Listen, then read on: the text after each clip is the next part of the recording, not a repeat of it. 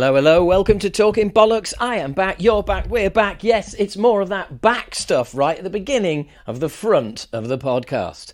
My name is Howard H. Smith. I runs this here podcast. I also sing in lead. I sing. I'm a lead singer, whatever. Fuck it, who cares? No, I could go back and re-record it, do a smoother job, but fuck it. This is what I'm all about. Half-arsing this thing and just getting it over with. Not really. I'm putting in loads of effort, I promise. I'm Howard H. Smith, lead singer with UK thrash band Acid Rain. I also do stand-up comedy as the character Keith Blatt. I also host the official Motorhead podcast, The Motorcast. And I does a football podcast with two comedy friends. You can get that. That's called The Reducer. You can also join patreon.com/Howard H. Smith. And you will get loads of shit. Seriously, I just basically give you more than everybody else. Yeah, if you have signed up at Patreon and you've been disappointed by the amount of stuff you've had from Creator, that's not going to be me. But there you go. Anyway, not going to do the hard sell. Let's crack on, because there's a fair bit to get through. I mean, none of it serious, but let's get to the big news first, okay? I woke up this morning, which is the 14th of July, Earth time, and I saw a shocking headline doing the rounds on every single rock and metal news site. So I went straight to it to see if it was true. And there are pictures, so it would appear it is true. It would appear that Randy Dave Blythe of Lamb of God has cut his dreads off. More accurately, is reported in Blabbermouth for the first time in nearly a decade. So there you go. And that's basically just a fact. It's not a story, because clearly it's not a story. But what Blabbermouth have done is they've managed to get something that exists, a fact that exists. Randy's had his haircut. And what they have done is they've built it on July 12th. Blythe and his bandmates played their first show after he got a haircut, which saw his dreadlocks completely cut off. The performance took place at the venue, blah, blah, blah, blah. Okay. Then it goes back in January 2018. So that's it. There is no story. They've literally told you the day and the date that he must have had his haircut, he got his haircut and did a gig that night. That's it. That's the end of the story. There's then a paragraph from a 2018 interview, a big paragraph from Metal Hammer interview in 2020, and a little bit more bullshit, and then some YouTube clips of, yep, you've guessed it, Randy Blythe singing those songs, minus the dreadlocks. That is what passes for news. Yep. You can say what you like about journalists, but at least they do actually dig out stories, unlike that absolute bollocks. But like as I was saying on the last episode, this is where we are now. This is where we are with, metal and rock media. It's gone the same way as all media, which is a lot of bollocks. For instance, here's another thing. Nikki Sixx. Yeah, that's right. Nikki Sixx is celebrating the 20... well, actually, brilliant, right? This is classic Blabbermouth. Posted on July the 2nd, 2023. I'm going to read it verbatim. Nikki Sixx is celebrating the 222nd anniversary of his getting sober. Now, I know Nikki is a bit older than he may look. All right? Even more, they seem to have got that confused with Mick Mars. Surely it's Mick Mars celebrating 222 years of being sober, whereas Nikki Sixx is just celebrating the 22 years of being sober. I mean, it's not a fucking story, is it? It's just absolute bollocks is what it is. And there just seems to be so much of it out there. There's Blabbermouth digging in an interview with Germany's rock antenna.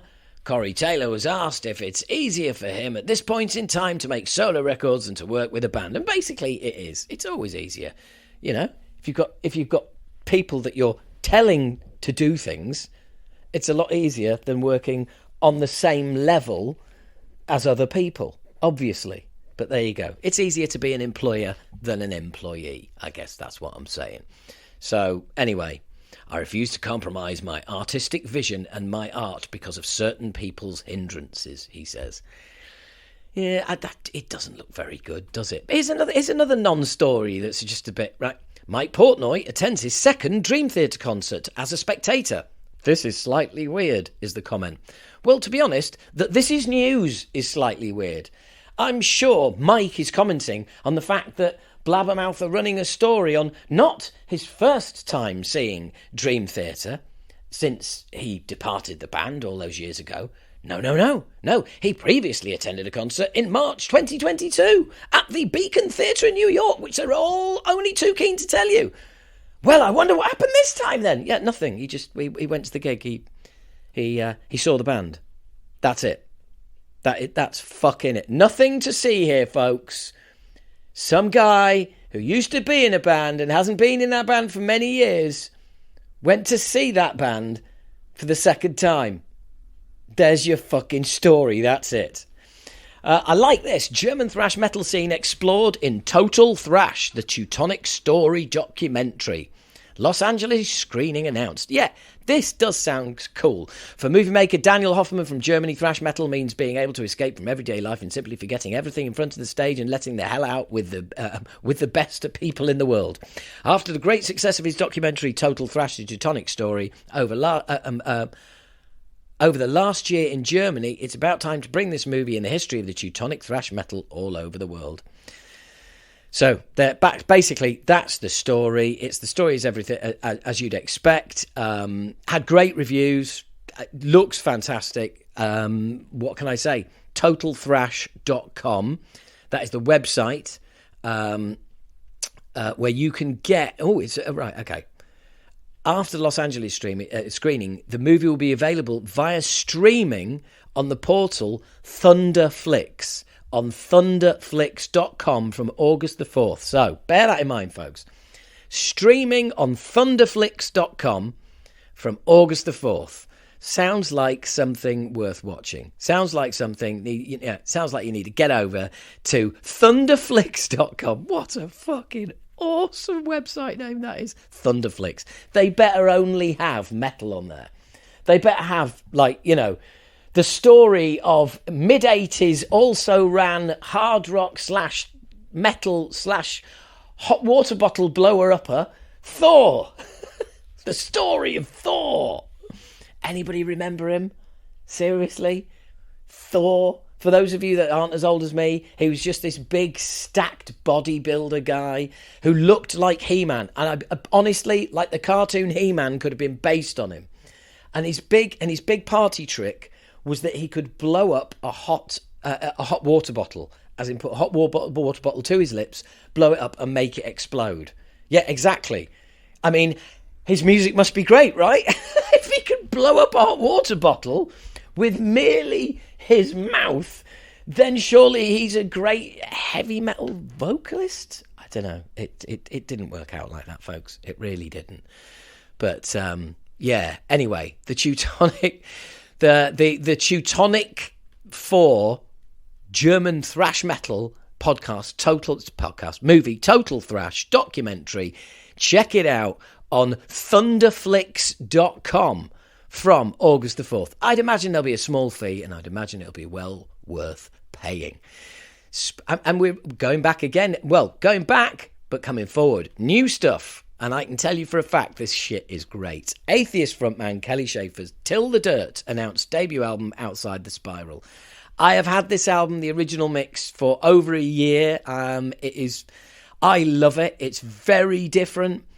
As Kelly says, as an extreme metal artist, there is no better place to land than Nuclear Blast. Sorry, that's all about the label. He signed to Nuclear Blast. The album's coming soon, all right?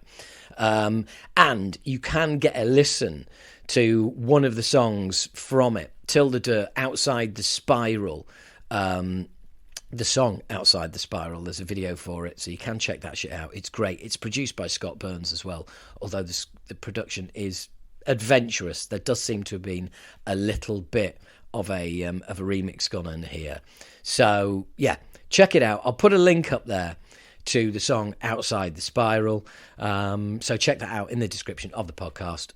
Can't wait for you guys to hear it. I love it. I really fucking love it. Anywho. Next up, Watch KK Downing's KK's Priest headline Sweden's Time to Rock Festival. So, couldn't help but go along to YouTube and have a watch. And it's a slightly embarrassing intro, this sort of satanic voice. Oh, welcome to KK's Priest. All this absolute bollocks, outdated crap. But anyway, it's going on. And then this bloke walks on stage, goes up onto a little bit of a platform and starts playing his guitar, playing these ripping leads. Sorry, I hate it when people have WhatsApp noises on their fucking podcasts. Oh, God, that really winds me up, and now I'm one of them. I'm sorry, folks. Right, I took time out there to have a little bit of water because my it's drying up, and also to make sure that doesn't happen again. My sincere apologies there, folks. Honestly, it's unacceptable. Completely unacceptable. Anywho, where were we? Yeah, KK comes on, starts playing some lead guitar, and then the rest of the band come on, singer wanders on, and it's just a total non-event. The crowd, of which there's plenty of people, but there's literally about 20 people in front of KK who seem to be getting off on it, and everybody else is just stood watching like a museum. It's all a bit odd, to be honest. All a bit sad. Speaking of a bit sad, Gene Simmons opens up about true love and marriage. Well, let's get this. I mean, this is amazing, right? Gene Simmons, Kiss legend Gene Simmons and his wife Shannon Tweed recently sat down with Sky News Australia host Piers Morgan to discuss their marriage. Yeah, if you fucking... Anyway, Gene said, shamefully, I never confronted myself about that and barely said I love you to my mother. Shocking and shamefully, I was afraid of being weak and I never opened myself to that, you know? The knight in shining armour thing. At least you have the protection around you. And I've never wanted to get hurt again. What can I say? There's no school for life and there's no school for that says, okay, this is what marriage is. This is what a relationship is. Simmons' father left him and his Holocaust survivor mother when he was a child. Speaking later, he said, I wanted to prove to myself, to everybody else, and to my father that I didn't need him. So once I proved it and became successful, I wanted to stand stubbornly on my pride and not move on. So he basically wanted to rub his dad's face in it, which is absolutely fair enough. But then, yeah, there was no thawing of the ways. That was it. That was it. And, yeah, I don't know. I don't know why that appealed to me, that article, especially it's about Gene as well. But I think as much as I've criticised him, as much as he will always look like a badly drawn toy gorilla, and as abhorrent as some of the rubbish he comes out with is, he also comes out with some really heartfelt and genuine stuff. And whether I agree or disagree, I kind of feel is a little bit immaterial. It's just, you know, he deserves the respect for just sticking his nose out there. And hey, that is all I've got for you, folks. That is all I've got for you at this particular point. Now it is time to move on to the interview. As you will have seen, it is with the incredible Julie Weir, who was able to help me track down master tapes of Acid Rain that were thought were lost after this. I mean, what an incredible woman. She is the label head at Music for Nations. She has signed the 3 biggest metal bands in UK history in the last 30 years. So you probably want to have a listen. Really enjoyed doing this. And this is going to have to be part 1 because there's so much we didn't get to talk about. So I went to the Sony building in North London, just behind King's Cross if you need to know. And off I went to have a chat with Julie. So, hello, Julie. Thanks for letting me into Music for Nations Central. Anytime, Howard, you're more than welcome, love. Thank you. It feels strangely familiar, despite the fact that I've never been in this building before, but just being in a record company, yeah, it has a vibe. Well, we like to think so. I mean, obviously we're in a really big building here, but as you've seen through the stuff that you just walked through, we've got our suit of armour, which has been purloined from another label on a video shoot that I can't even remember where. We've got, I don't know, our beers, our cocktails, and we've also got our skulls and our plethora of awards on the side as well. Well, that's the thing as well, isn't it? Because, I completely forgot. I presume you've got a lot of bands making a lot of products outside of music, itself. Yeah, and we do like it, and I think everybody who works at the label, we still love physical product, even though we work in the digital realm, probably like sort of 70% of the time at the very least. Oh, excuse me. But the stuff that we really enjoy doing, on top of making music, is making stuff. Yeah. We just like stuff. I think my house has reached critical mass recently on stuff. But it's great. I mean, we do everything from 3D printed record toppers through to, I don't know, just general weirdness. We did some great candles for Witch Fever, actually. But I'll give you some stuff to take away with you when you leave. Brill. I'm even more pleased. Why come to a record label if you can't leave with a swag bag? Well, I didn't realise that law still existed. It still exists. Right, okay. Only for special people. Okay, well, thank you very much. So let's go back to almost the beginning, because I was, I had your friend George on the podcast recently, who's recently done a mix for Acid Rain as well, which is going to be coming out at some point, which we were just speaking about before. He mentioned you, and he said, like, well, you're his go-to woman in the business, as in, like, mentor, I believe was the word he used. Bless him. So, really, Right, okay. So how did where did you start? Was it just as simple as starting in a record shop? And that's how I met George, ironically. I mean, I was at college, and I'd always messed around with societies and stuff at college, but I always kind of knew I wanted to work in music. But I'm from a bit of a rough working class northern town, and when you say you want to work in the music industry, people are just like, whatever. Whereabouts? Which one? I'm from Workington in Cumbria. Right, yeah. Or Wookitten, if you're from the area. But it's literally all steel towns shut, everybody works at Sellafield now. It's kind of... a lot of high streets with like nail bars and things like that, but it's still a brilliant place with brilliant people, and I'm still very, very proud of where I'm from. But when I was like sort of 15, 16, I wanted to work in music. There's literally only one person that just went, yeah, you go and do it, and it was my granddad. And he was like, he was a crane driver who'd been in the army, then he was a musician, he was an accordion player in a band. Mm-hmm. To this day I still don't know how people play accordion, because it's just too much stuff going on at the same time. Excuse me, but he just said do it. He was a fantastic pianist. He never read music. He could listen to something and immediately play it. He was some kind of savant on that. But he just said, like, sort of follow your dreams, and I did. And that's something that's very. That's something that's very. It's coming up a lot recently. That I've heard with a few people where it's like only one person in a family went, go for it, follow your dream, and that's exactly what it is. It's usually someone saying follow your dreams, and it's usually they've been disabused of their dreams themselves, and I would imagine, or they have. I thought about that until now, but I imagine he probably had, because he wanted to be a musician. He was forced into the army. Yeah. And then he came back, and he was back in a working class town, so I've just followed it. And sadly my granddad passed away when I was about 18. Oh, right. So he never got to see any of this. Yeah. Which is a real shame, because he'd absolutely love it. Yeah. He really, really would. And I just kind of just followed it from there. I was at college in Leeds, really musical town. Yeah. Well, I was in Manchester first, then into Leeds. Both have got like sort of their own like musical alliances. Yeah. And then I ended up coming to London because I got a master's scholarship. And then stayed here, applied for a few jobs.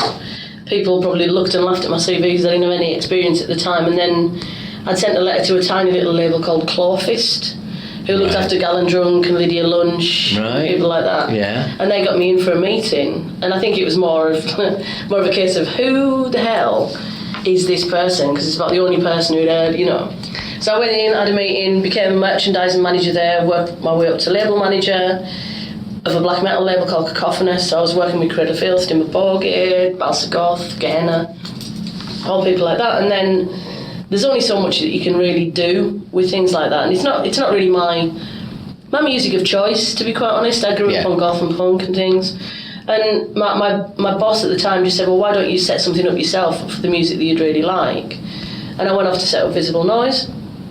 And I worked with young artists like Kill to This and Primary Slave, who are still actually going. So you set that up? Under the moniker of a label that was originally called Vinyl Solution. Oh, right, yeah. Yeah, I remember. So wow. That kind of career. Yeah, I haven't heard that name for a while. Absolutely. So it was all, you know, like Feel the Darkness and things like that. So it's all Poison Idea and Hard-Ons and and oh my God, Mega City 4, Senseless Things. Stupids. The Senseless Things. Have you seen? It's all been re-released. The whole Senseless Things back catalogue. Cherry Red, who were the same label that bought the label that we did our last album on. So I'm on their mailing list for the podcast. Ah, she says writing it down. I'm not sure. All of the Senseless Things stuff, Cherry Red, the whole back catalogue, and some rare bootlegs. I used to see him at the Duchess of York in Leeds. One of the best pubs of all time. I mean, lucky enough to play there, you know, years later with Acid Rain many times. It was like our home. But I used to be a house photographer there. I fell off the pool table. I met Dave Grohl when he was playing drums in Scream. In Scream, yeah. Oh, I met Dave Vanian, and that's why I fell off the pool table, because I was taking photos. I got spat on. I got spat in the eye at a damn gig. Taking photos of them, and I went to take a step forward, didn't realise I couldn't see, and fell off the pool table. Oh dear. Well, you know, you live and learn. Yeah, absolutely. But we're a bit of a tangent there. So I love Leeds. Leeds is still one of my... Leeds, Manchester, Nottingham, Birmingham, and actually Newcastle. My favourite go-to gig places still. Yeah. They're all awesome. I'd add Liverpool as well. I'd add Liverpool. And Glasgow, obviously, because it's the mad places.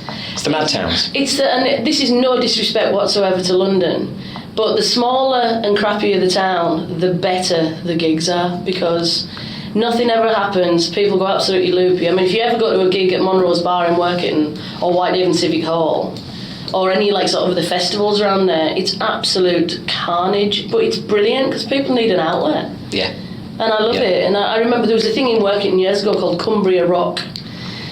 Does what it says on the tin, doesn't it? And it was something like Magnum. You know, it's like Magnum and all those kind of bands are on, but it was still a full rugby stadium of people, of bands that really didn't deserve that amount of people. Do you know what I mean? Atom Seed played. Bloody hell. Yes. I've had members on the podcast. Yeah, what, Chris? Yeah. Oh, I love Chris. Yeah, brilliant. Oh, yeah, I've had him on a few times.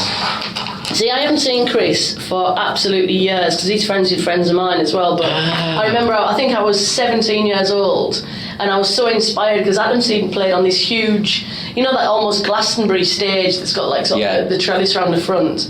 And the singer of Adam Seed, who sadly passed away recently, didn't he? Yeah. He'd climbed up to the right in the middle of the rigging and was basically singing with like hanging on with one leg and one arm. And I was just absolutely blown away by them. Yeah, that's pretty cool. That is pretty cool. Such a good day, that. Really good.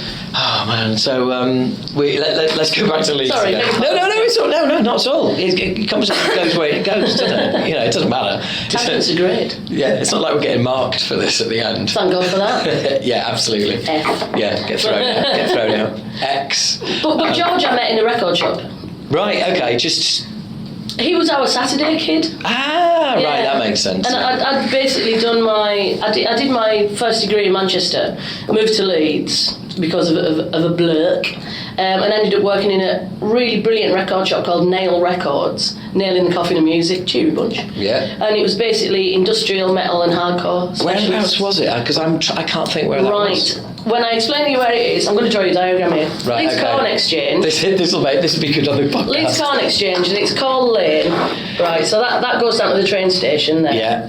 That's Call Lane, Leeds Corn Exchange. Yeah. And that would go down to the Duck and Drake there, if you know the Duck and Drake. Yeah. Yeah. Right, so it used to be there, which is now...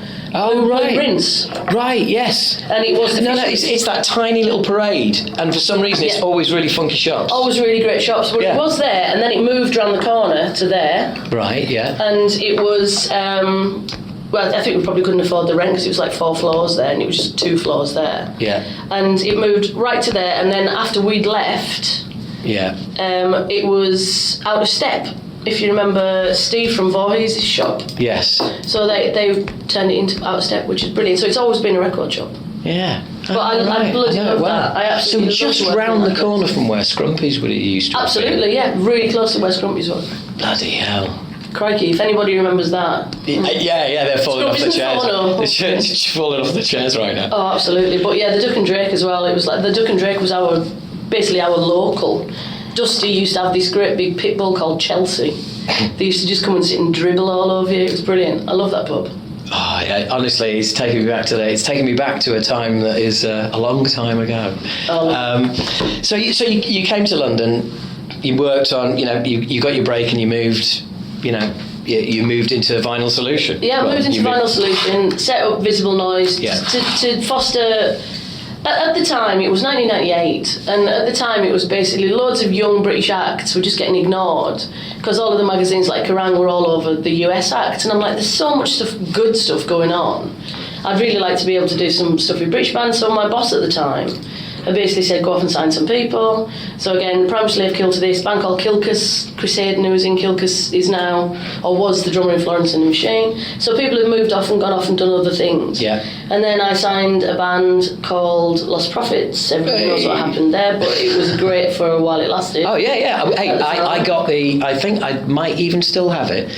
I got the first album before they were, and I don't know if it was when they signed to you guys, but I got the first album before they were, inverted commas, forced to remix it. Yeah, well, that was with us first, and then it was remixed when we did a deal with, ironically, the major that we're sitting inside now. Right, because the original, of course, was way better. Absolutely, and I completely agree. Slightly edgy, but bands have got to be edgy to move forward. Yeah, which majors are uncomfortable with, so they got hold of the album and filed the sharp edges off it. Yeah, and that came through an American A&R as well. So, and it filed the sharp edges off it, which to my ears is like, no, you're filing off why people are going to like it, why it stands out. Exactly, don't knock the corners off. Yeah. Corners will come off organically, to be quite honest, anyway. Yeah. I prefer to do things that way. So, I signed those guys, and then I signed a band called Book My Valentine, who we worked with for quite a long time as well. Yeah. And then we signed a band called Bring Me the Horizon, which was actually because of a fantastic person called Jamie Farrell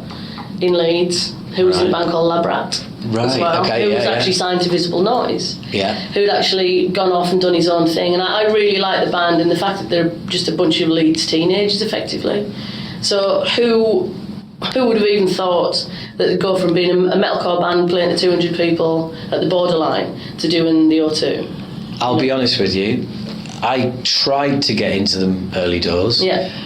And I was like, was it too brutal for you? It was just, what the fuck's going on? Well, do you know what? There's brutal, and I'm a big fan of songwriting and song structures, of which there were none. So early doors, it was like I couldn't hold on to anything. Yeah. And I listened. There were little bits that I'd like. I was like, yeah. Well, and then the next thing I know, they're massive. They're huge, but again, it's a band that has grown and changed and evolved and developed, but done it organically. They've done a lot of things, but they've done it a step at a time. I've got a lot of time for them. I've got a lot of time for Ollie. I remember when he used to be a lot more active on social media. I've had a few interactions with him, and I've always admired his frankness, one Yorkshireman to another. Yeah, who wouldn't. Absolutely.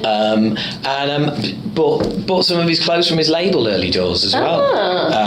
And I kind of had one ear on them, and eventually they did do something that I liked, which was Sempiternal, which of course I know is boring and everyone likes, but it's progression. And again, you see something in an artist and they grow through it and they grow into something else. Yes, exactly. Great. And it's honestly the evolution of artists that are like, not God tier, but you know what I mean. It's the staying power that they never stay the same. Yes. But they don't alienate people while they change. It's like, and I mean, this is a broad statement, but I mean, if you look at what Bowie did, complete reinvention every single time an album came out. They're doing it in their own way, you know. And I mean, that is nothing short of sort of smarts. Yeah. You know, I mean, the clothing label, everything they've done. I mean, remember MySpace? Because that's where they came through. Yeah. It was the biggest band on MySpace, wasn't it? And they've always been literally 10 steps ahead of everyone else, regardless of dissenters, regardless of what people have thought. They've always had a really huge hardcore following. Yeah. And regardless of whether you think it sounds grating or not. There was a huge following at that time because that was when metalcore was at its height. Yeah. And now they've developed more into electronica. There's a bit of a pop lean to the new track. I mean, this is the weird thing. It's like, I think back to that early stuff I heard. I'm sure you're the same. It's like, not only is it weird to me they're big, it's weird to me they're big outside of the UK. America is a no-brainer. Germany is a no-brainer. I mean, it's like, you're made. Yeah. That's just insane. But again, they've thought about everything. They don't exist in a silo. They don't just exist in one world. They've permeated other places. They understand culture. Ollie's work with Drop Dead takes it into like gaming, takes it into things like Game of Thrones, takes it into, I don't know, Sonic the Hedgehog. All this. They cross over with Cradle of Filth. Yeah. So it's and I mean, we did the Come Down with them, and it was Predator.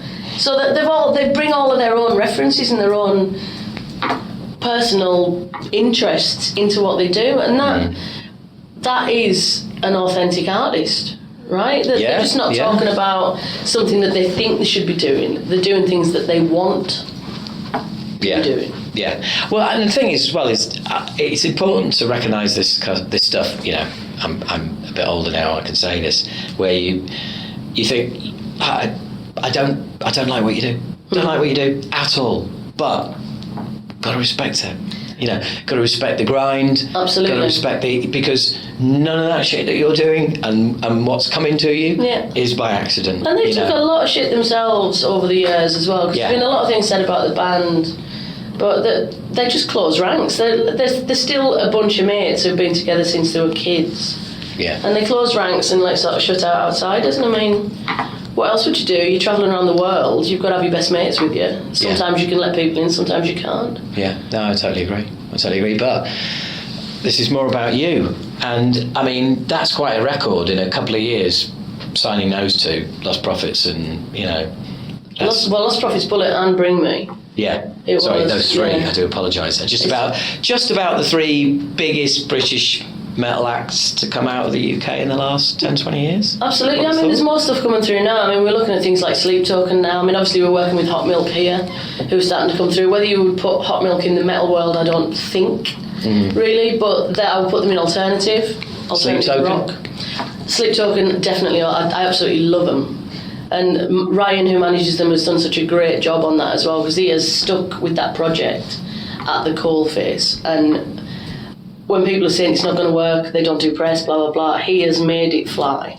Yeah. So fair play to him on that one. He's done such a good job. That can't have been an easy project to manage. Well, it's one of those things in comedy. There is you can manage an act and you can steer it, but there are some acts where the audience you just got to let them do what they do. Yeah. And the audience are going to come to them. Yeah. Or they're not. But hopefully, if we do it long enough, the audience will come to them. Well, exactly, and this is the point. I mean, we're mates with a guy called Andrew O'Neill. Yes. Who is one of my personal favourite comedians of all time, and a wonderful human on top of everything else. And Andrew, I love him as a person, and I love the fact that he's so left field. And again, he does stuff that will blow 90% of people's minds, right? Yeah. 90% of people aren't going to get it because he's so off the wall. He's a bit like sort of Noel Fielding, Mighty Booshie, but like darker. Yeah. In fact, what do you call that guy? Simon Munnery, The Penny's Mightier Than the Sword. Yes. Also so weird. But people come to that and they grow, but people have got to grow alongside the artist, I think. Yeah, absolutely. But Andrew O'Neill, absolutely fantastic. The history of heavy metal. One of the best things I've ever seen. A good friend of mine and another person who's been on the pod. So everybody you name, they've been on it. He's fantastic. Andrew deserves every success because he's so far ahead of the flipping curve. I totally agree. I mean, I saw his History of Heavy Metal show, which I just thought was absolutely brilliant. The book's amazing as well. Which was edited by our bass player. You are kidding! My God, this world. It's the world's contracting. Actually, edited is /proofread by a bass player. I mean, I know Andrew well. We actually met at a gig, and I had a Rammstein top on, and he came over and he went, "That's a Rammstein shirt," and I was like, "Yeah," and so we got chatting, and this is.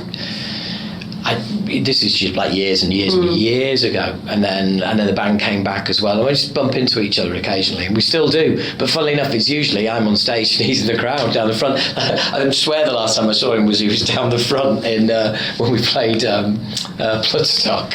Are you kidding? No, I mean he's an absolute legend. He's a wonderful and a good friend. Yeah, he really is. But you're right, it's like, you know, you have to just hang out, and by the sounds of it, old Sleep Token's finally come round, because their names everywhere. I mean, hearing them everywhere.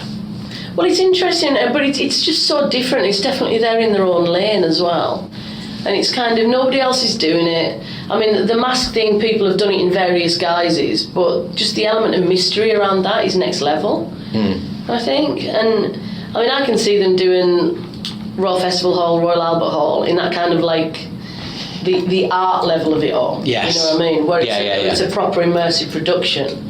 Yeah, so the Devon Townsend.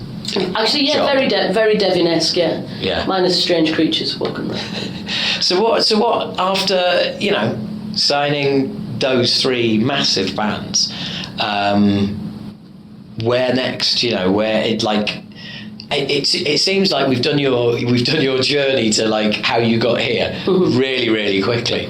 You know, I think I can't help but feel like you've skimped some of it. Well, I mean, the weird thing is, you look at this. I mean, I've been in the music industry. It's 30 years this year. Right. Okay. Right, which is really terrifying. Do you know what? Your wall downstairs, your monitor wall downstairs, was playing, and something came up saying, like. Started or like founded in 1993, and I was like, so what?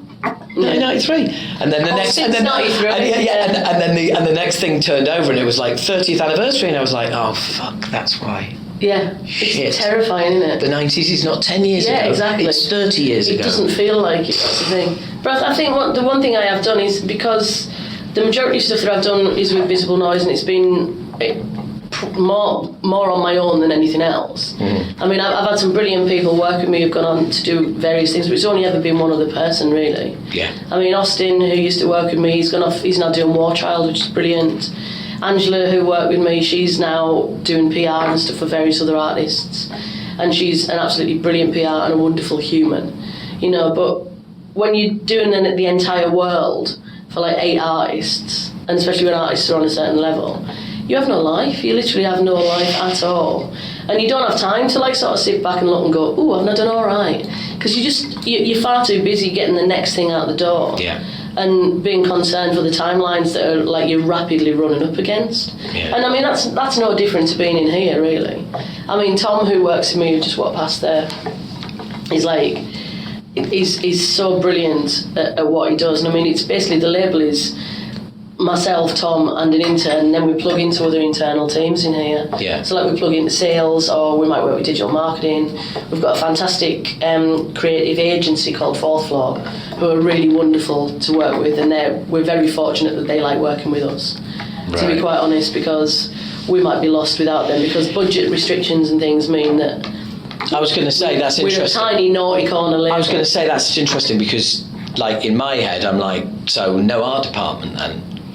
Like, you know, that's... It's not the 80s anymore. I know, yeah, I know. But luckily Fourth Floor do have all of that stuff within them. But I mean, a lot of the stuff that we work on as well, a lot of artists deliver stuff direct to us. Some people, we sit down and we do creative from like nose to tail. Yeah. And then some stuff, it's a hybrid. But labels have really, really changed in the fact that we're not really just a label anymore, we're an entertainment company. Yeah. Yeah. You know, I prefer to look at it like that, really, anyway. Yeah. Because a label just means that you just, I don't know. I always see, you know, you see those terrible American videos where it's like the big fat guy in a really ill-fitting suit with a cigar. Yeah. It's like that, and I always just makes me shudder a bit. Yeah. Smoking, cigars. In the back of a limo with like sort of all that. Fizzy wine. You know? Fizzy wine and sherbet, yeah. I mean, the way the business operates now, like you said, it's like it's a multi-headed hydra. It's not the old, you know, you do one thing. And it's like the old record label was a horse. Yeah. Do you know what I mean? Yeah. And this is like a multi-headed hydra. It's just like you don't exist to do one thing, because before it was just get the record in the shop, innit? Absolutely, bro. Yeah. Somebody sticking that in Kerrang. We were talking about that 2 days ago, actually. But I suppose with being an indie, I've come in with a very different approach, and it means my own approach hasn't had to change. Yeah. Because running an independent company is just you do everything anyway. And I mean, people who work with us here, we've never asked anybody to do anything that we wouldn't. You know what I mean? Because there's no real hierarchy or anything in here. It's just trust good people. Good people get stuff done. Yeah. And then just trust them to do it in their own time. And then they'll always overperform. Yeah. I think, but just don't look at people all the time and just ask them what they're doing, even though I am terrible. Have you done that? But then they have done that. So when you're looking at, I mean, this is an interesting one. I'm going to get this out if it kills me. Do you ever sign bands from, like, who there's no approach with, there's no connection, from cold, they've got in touch with the label direct, and you've ended up signing them? Because I think it's a lot rarer than people think. It really is. Yeah. And especially back in the day. But I'm thinking, like, now, whether or not that changes slightly, because there's just so many forms of communication, and there's so many ways for bands to get their message out there, that you might find yourself watching somebody and going, do you know what, I kind of like this. I'll be honest, I've never done it to this day. Right. Because it's always generally personal preferences that come through. Because even though we have a label ethic and aesthetic, really, yes, but we always try and work with bands that we want to work with. Yeah. Because I think you get an extra 10 yards out of people if you do that. Because if you really are a big fan of things, it's great. And if you do things that people aren't interested in, it just becomes a chore, doesn't it? Really? Yeah. So I mean, I'm just desperately trying to think through demos. I know it is like I said, it's really, really rare. I mean, I think one of the problems that you have now as well is if people send you something, and this is anybody who is listening who is just sending demos out and stuff like that, just take it on the chin. And I'm sure this is a very generalised approach I'm about to give, but it feels like people have got lazy because they can find an email, send an email, and don't tailor it in any way.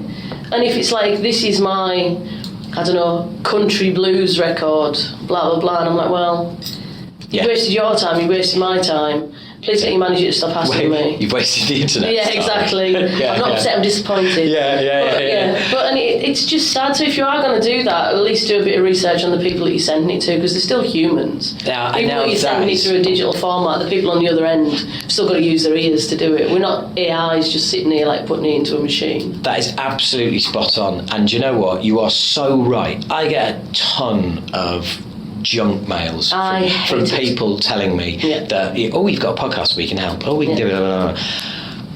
I read halfway through one last night until I realised it was a fucking spam. And what they'd done, very cleverly, Howard, it was said that it was, well, not only that, but the title was that I just received a 5-star review of my podcast. And I went into it, and it was like, and it name-checked the podcast, the specific episode, then name-checked the specific journey that the podcast mentions.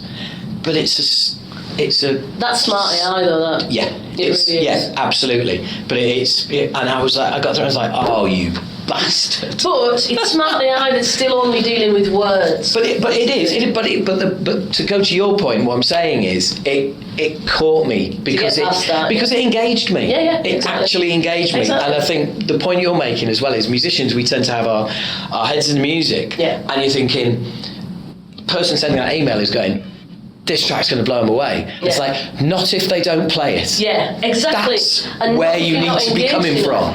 Absolutely. So, I mean, make a note that you know who the person is that you're talking to, or what the label is.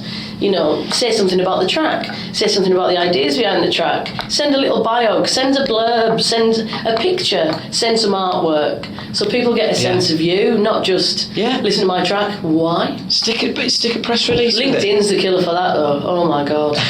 Listen to my drum and bass track. No. Yeah. But it is. The funny thing is, I remember, and I apologise to listeners who've heard this story so many times. I'm almost sick of selling it myself. But way back in the day, 17 years old, I took half the budget, spent it on the studio, half the budget, spent it on the packaging. Why? Because, in my mind, if there's a pile of C90s on a desk in a record label, and one of them looks like it's already on a label, it looks like it's already out, it's got a full colour cover, inlay card, the lot, people will be thinking, well, hang on, what's that doing? Exactly. And you send something shit with no no title in it or anything like that, it'll just go in the bin. But all these years later, we're just talking about different formats. The principles are the same. If you don't take the time to care about it, why should I? Yeah. And then, funnily enough, I followed it up a week later with a press release, and that's like you say, you have to get people engaged before they are going to listen to your music. Everybody's busy. Yeah. Everyone's busy. Exactly. And you've got to make people care about something. You've got to get people invested in something these days so they to act on it. Yeah, especially if you're sending music cold to somebody who listens to music for a living. Yeah, 12 hours a day. Yeah, because it also means that you can break down music. I always say this, I think, I don't know if you're the same, but how I find it now at this stage is, if I get an album I really like, I can listen to it 5 times and that's that. It's in my head now. I know the album, and I could potentially never listen to that again, but I'll still be able to, because you just absorb it that much quicker. You'll still be able to replay it. It's what you're used to. Absolutely, and it is, and you can also tell what's going to. I mean, it is my job these days, but I can also tell what's going to engage with people, what's going to engage live, what's going to engage on DSPs. So everything works for different purposes now. Yeah. And it's really that I don't expect artists to think like that. That's where we come in and can help. You know, not by knocking the corners off, however. Yeah, exactly. But it is the music business, isn't it? And that is the part of it that I don't like, really. Yeah. Music's still fun to me. Well, business is a necessity. Music is an art form. Yeah. But also, over the last many years, I was having this discussion with another mutual friend, I believe, Liam O'Donoghue. Oh yeah, lovely Liam. Yes. Yeah. Well, he was somebody that I spoke to for this whole series. Ooh. And funnily enough, about 5 days before he left the music business after 34 years. Absolutely, I still can't believe he's done it. Well, I've had a message from him, which I will I'll show you after. Oh yeah. But like quite recent. Anyway, I was saying to him that the way the business has changed is not only, you could say to its detriment, it was always going to happen, the internet, etc. Could have been handled better, shouldn't have been the shit show that it ended up and isn't now, but it should have. It could have been less of a shit show earlier. Yes, yeah, exactly, yeah. If people embrace things, but it's human nature to be scared of change.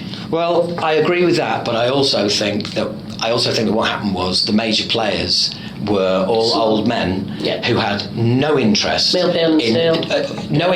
in fucking with my 80% margin, I mean, don't be telling me why the future is making 13%. At that time, not interested. But people change, people evolve, and I mean, in the same way as I'm like sort of in London, I get a lot of cabs because I'm terrible. But I also really like it because I love speaking to people. Right? Yeah. And the best gauge for me, if I've got a problem, right, and this is a great piece of sage advice, is if you've ever got a problem, talk to a black cab driver about it, or talk to an Uber driver about it, because they speak to so many people day in, day out. Yeah. They've always got an opinion on stuff. Yeah. And I was talking about like sort of streaming and downloads, and ironically the Uber driver had a very different view on it than the black cab driver, for exactly the reasons you'd expect. Black cab drivers were more like, well, it shouldn't have changed, it's ripping people off, blah, blah, blah, because they've got the same kind of business model, and then the Uber driver's like, well, it makes it easier for people, it's open access, blah blah blah. There you go.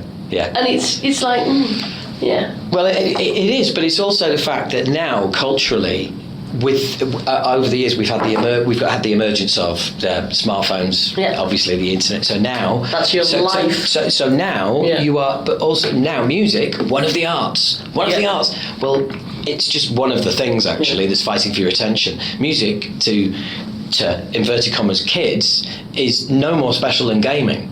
Now we think it is because we remember when there was no gaming, but those days are gone. And we also like to remember that you're waiting for an album to come out, and it comes out, and you can't get it anywhere else. You used to have to tape it off the radio, remember? Tape the chart show, and you used to have to wait to get that disc. Yeah. Now things come out, and then you can make your own radio stations. Yeah, you make your own playlists. Yeah, and you make your own album. Yeah. But it is. I still do it. I still love doing it. To be fair. I don't. Do you know what? I don't make playlists. It's just really it's just albums. I make playlists a lot because sometimes it's to do with fitting things in around here and how things work on an A&R kind of point of view. Sometimes it's about discoverability.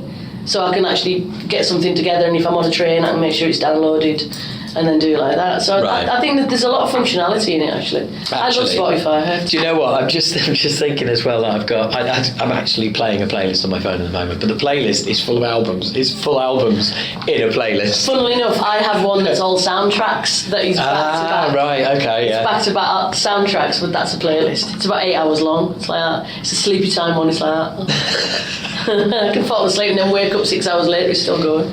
I love it. I absolutely love it though, because I can just go on when I'm in the mood. You just hit and shuffle, and you can just there's just thousands of tracks. And it's always the tracks that you like. Yeah. Or the amount of times I hear something and think, wow, I've heard this for ages. Yeah. I've got to go and stick that album in a playlist. Well, funnily enough, we were having a catalogue conversation about Music for Nations stuff the other day. And I was like digging through some stuff, and I actually had to make a playlist of stuff that we're looking at reissuing, re-releasing and everything as well. And that was a complete revelation because I put that on shuffle. And I was like, I don't know what some of this is. God, you must have heard some real old, some insane stuff that we pulled out of archive. Yeah. So, but there's a lot of stuff that doesn't sit on Spotify that we really do need to get on Spotify for the artists. There'll be stuff there that there won't be anything that dates back to my day, but I might cut and paste what we've got in the archive because I did see some Acid Rain come up. Really? We probably don't own it anymore, though, to be quite honest. No, well, you definitely don't. Yeah, because I sold it. Oh, there you go. I'll let legal know. Yeah, I sold it about 6 months ago. Who did you sell it to? Cherry Red. Just blur this out of the podcast. I'll tell you afterwards, actually. Okay. I'll tell you afterwards, but yeah, make a note to ask me. But yeah, I'd love to know if there is. If there is stuff there that we don't, I mean, it's better off getting it out of archive then. Oh, that'd be awesome, mate. Yeah, it's probably 2 inches and stuff like that. Oh man, I would. Yeah, don't get me excited. Yeah. Don't get me excited. I can go paste. That would be ridiculous. Anywho. I can't believe that you've completely thrown me there. I can't believe there's all those stuff from all those years ago. Yeah, there's a few bands coming out of the woodwork at the moment saying our stuff's not on Spotify and stuff like that. And it's like, if the stuff that you want to be up there that you think should be up there, we'll go back through archive and dig it out. Yeah, but there was always so many different labels that was that flew off MFN as well. Yeah, there was Under One Flag, which was the industrial one. Oh, no, Under One Flag was Thrash. Oh, Thrash, I beg your pardon. So, yeah, Music for Nations, Under One Flag. What was the industrial one then? I can't remember. Well, of course, you had Fun After All. I don't even remember that. Right, yeah, that was a weird one. Rough Justice, that was hardcore. I remember it, yeah. Yeah, Rough Justice with the cuffs. Yeah. Oh yeah, you've got a great memory. This is my era now. But there was one. Hey, if you need any sleeve notes, let me know. Oh God, I'm in. But I'm trying. Actually, I might have a job for you, but.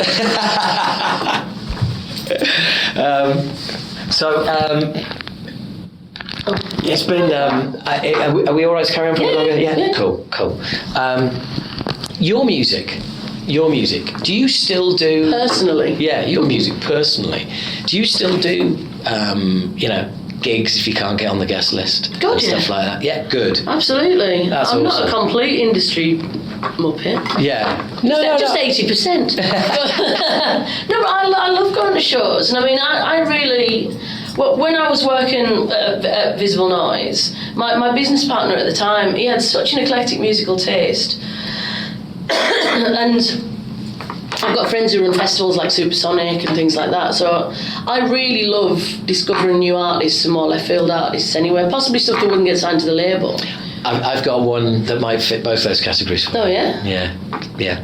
Well, yeah. Afterwards? Yeah, make it out of that as well. This is all going on offline, sorry guys. But I love it, and I mean, Supersonic's one of my favourite festivals to go to, I absolutely love it. I love going to see stuff at the Barbican. I went to see Lancome the other night, that were absolutely outstanding. And I like seeing stuff that I wouldn't generally work with, because I find it's a great head clearer for me, and a great inspiration as well. Yeah. I love going to things like galleries and stuff like that. I mean, what we do like once a month, my team, or once every couple of months, we take a day out and we just go to galleries together for a full day. That's just going and seeing stuff and talking about stuff. We still talk about work, grab some lunch. Yeah. But it's amazing what you get done when you're not in an office. Well, it's a little down...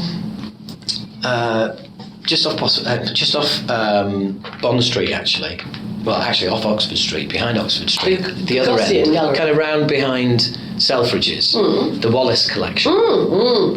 How amazing is that place? I was there on Monday. Oh, really? Yeah. How bizarre is that? Yeah, I love it. It's absolutely insane. Honestly, you mention that to most people and they're like, oh, the what? Oh, yeah. But there's that, and there's so many insane, tiny little, like modern art galleries in London that are absolutely brilliant as well. Oh, yeah. Some absolute beauty. I absolutely... I'll tell you what, there's two in Marlow. Just out, you just either jump on the A40 or you just head out down the A40 to Marlow. It's basically, you go, turn right, you've got Wickham, turn left, you've got Marlow. Yeah. And there's two really nice art galleries there, and one of which I went in and was like, oh, I'm going to have a walk around. And art being art, came out having put a deposit down and made some crazy commitment over 3 years to commission a piece for me, which was, funnily enough, I'll show you a picture. It's a shark, a Macau shark, but it's made out of carbon fibre, and that's how the guy works. He works in carbon fibre, and it's machined in the McLaren F1 workshop where he used to work. He used to be one of their mechanics, and he's now an artist, but he still machines everything. And they still let him work there, and that's where his office is. And it's an acid rain pink shark with blue fins, with the Obnoxious logo all over it, and the band's logo. And he's done an amazing job. He's done a little turntable that it sits on, and then a flight case that it travels in. Yeah, it's just amazing. Well, that sounds like something that you're using for a purpose as well. I am using it for a purpose. It makes me smile. I put it in my front room. It makes me smile. Well, it's kind of like personal matter. Well, yeah. To be honest, I've always been banging to my art. I've actually just sold a big collection of animation art of The Simpsons and Pink Floyd The Wall. See, that kind of thing makes me really happy, because I think the best people who work in this industry don't just sit inside one thing. They're culturally aware. Oh, you've got to be, yeah. And they're culturally wise as well. I mean, there's a guy in this building called Semtex. He's the big, sort of trap rap Is he guy. Explosive? I've got to ask. He's a very nice man, actually. He's got a... He better be very nice, otherwise I'm in trouble. So sorry, I left this in it. That's okay, Lonnie. Keyboard. But he's the big, sort of rap trap grind guy. Right, yeah. And when I first started working at Sony, he said, let's have a sit down. He said, we're the two outsiders here, I think. And I'm like, I'll take that. I used to live in Cheetham Hill in Manchester, so did I. So brilliant. We knew each other. And we were talking about the music industry being sort of suffering from cultural atheism. Which that phrase, cultural atheism, has stuck in my head since the very, very first day I was in the old office in Derry Street. Yeah. And it's basically some people exist in music because they like the idea of working in music because it's cool, right? Yeah, absolutely. When you really work in music, it's cool if you love it. If you realise how many hours you work, the blood, sweat and tears, the frustration, the amount of nightmare nights that you have, people phoning you at 4 o'clock in the morning because something's gone tits up in South America or something like that, it's horrendous, you know. And I mean, I think the real people who get it are more like sort of the evangelists as opposed to the atheists. Terrible religious references which I don't believe, but it kind of works in this context. Yes. And I mean, you're definitely an evangelist. Andrew definitely is an evangelist, although he would really hate me calling him that. He might be just... Well, I've got atheist tattoos, so I can't say I'm over myself. You know what I mean? A positive atheist, positive musical evangelist. No, I get what you mean, though. Yeah. But I mean, I love that part of it, and everybody who's succeeding, like we were just saying about Bring Me before, everybody sits in different silos, they don't just sit in their own lane. Yes. And it's great, and I love that, and I love it when people can bring in a reference of, I don't know, Dante's Inferno when they want to record, like sort of do some artwork or make a video. Yeah, exactly. Or they're talking about, I don't know, the Knights Templar when they're creating some kind of visuals. It's amazing. For those exact reasons are why Mark Wilkinson, who does Marillion and that's why he did the cover of our last album, because I met him at Bloodstock and it's been years in the making. Massive Marillion fan. Massive Marillion fan as well. Well, Fish, who's been on the podcast, by the way. Jerry Dick, one of my personal heroes. That was a big moment. In fact, that really makes me chuckle because I'm just going to say it, I never tell anybody I'm a Marillion fan. Well, hello world, I'm a Marillion fan. Well, listeners, but the Fish years, not the other years. Well, listeners, you're about to get a bit of a giggle from Julie when she sees the picture of Fish and I in his hotel foyer, having just interviewed him. Hotel lobbies. Yeah, very good. It's father and son, isn't it? Oh my God, you look like a child. He could fit me in his pocket. He could fit me in his pocket. He is absolutely... You also look 12, Howard. It's not that long ago. How big is he?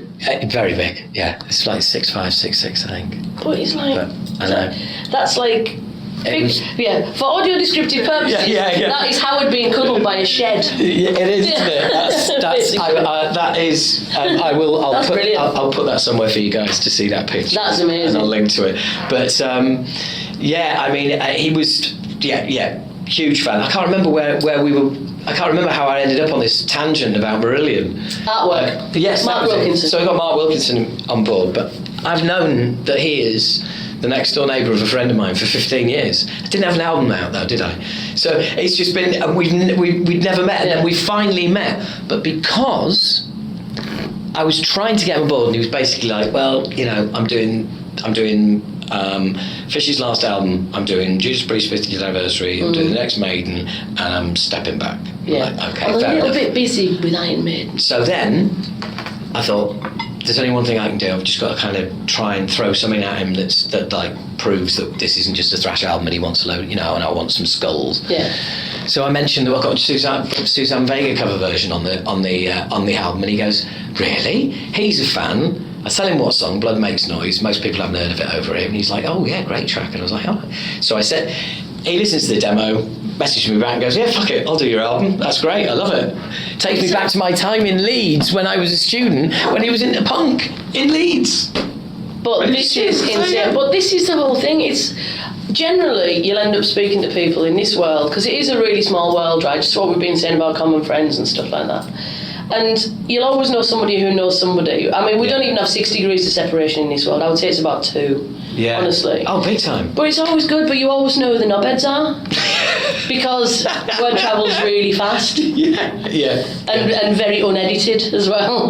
Yeah. But I take that on the chin though, and I mean, I think that's why we work in a great place. Well, you do. And Julie, I can't thank you enough for your time. I really do appreciate it. It's been lovely. It's been awesome. And also, I kind of feel like we've only just scratched the surface, so part 2 is a must. Yeah, absolutely. Count me in. Brilliant. Let's take you to the promo cupboard. Yes, let's.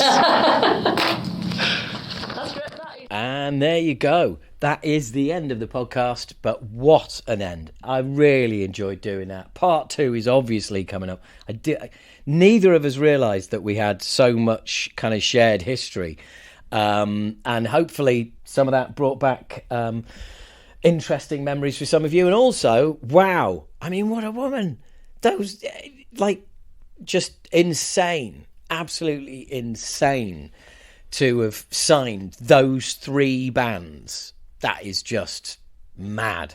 And I'm sure you'd agree that, well, basically we both had things we had to go and do afterwards, and if we hadn't, that probably would have gone on for a few hours. So definitely going to get back to part 2, and still had time to go for a rummage in the cupboard and come out with some really cool stuff. Thank you, Julie.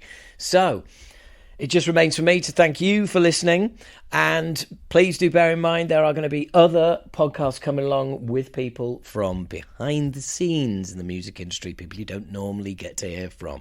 That's the idea. I want to give you something different, and that makes the podcast a little bit different. And if different is for you, then tell somebody else.